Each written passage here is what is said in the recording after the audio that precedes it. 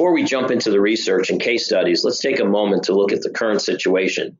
More than 2/3 of employees are tired at work, increasing the risk of injuries and incidents on the job.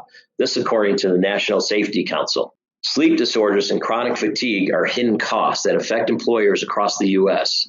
90% of America's employers have been negatively impacted by tired employees. Fatigue is currently costing us over $400 billion a year. The root cause of fatigue is a hidden issue, and very few organizations are measuring it. Still, many of us don't believe that fatigue is a real issue. Some say that fatigue is laziness. You will hear some shift workers say they can catch up on sleep after working a 12-hour shift. They can do it at a different time. And others, I've been working 18 straight hours before. I'm fine. Don't worry about me. In reality, fatigue costs anywhere from $1,200 to $3,100 per employee per year in the U.S., according to studies. A company with 1,000 employees can lose more than $1.4 million per year in costs associated with absenteeism, diminished productivity, and healthcare costs. About 1/3 of all employers report employees' injuries and near misses due to worker fatigue.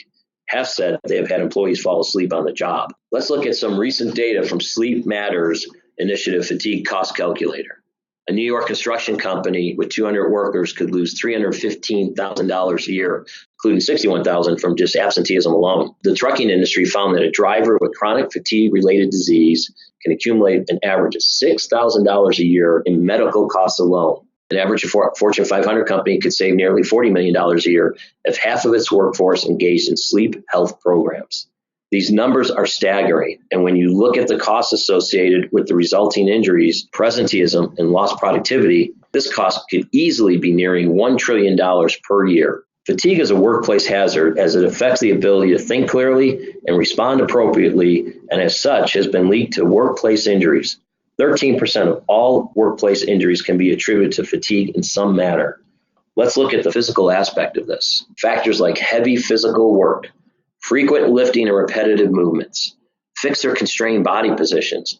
Our bodies were not meant to be stationary. And when you look at most jobs in the U.S. economy, be it office or factory, people are stationary for many, many hours a day, pushing and pulling, poor rest and recovery. Athletes have multiple days to recover from a physically grueling game. Workers have less than 24 hours. We can't change that, but we have to figure out how to change the way we address it. The pace of the work, poor work practices and ergonomics, and prolonged work hours and irregular shifts.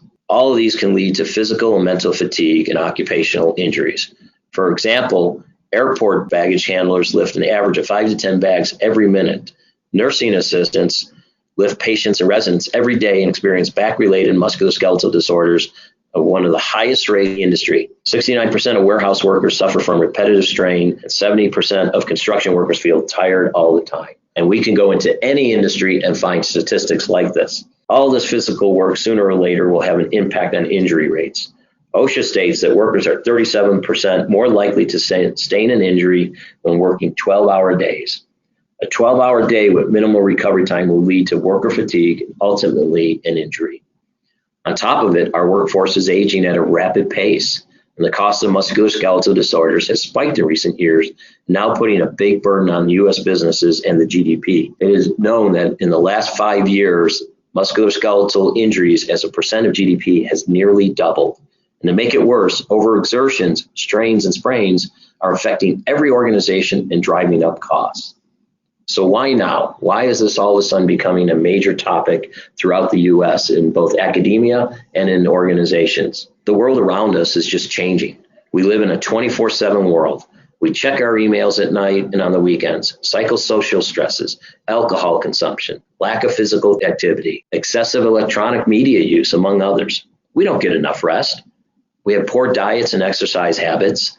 Sleep-related disorders are on the rise. Sleep loss possibly, as well as outdated working conditions, not enough recovery and rest. So fatigue, it accumulates over time and becomes a chronic disease like any other disease that can lead to serious injuries and accidents.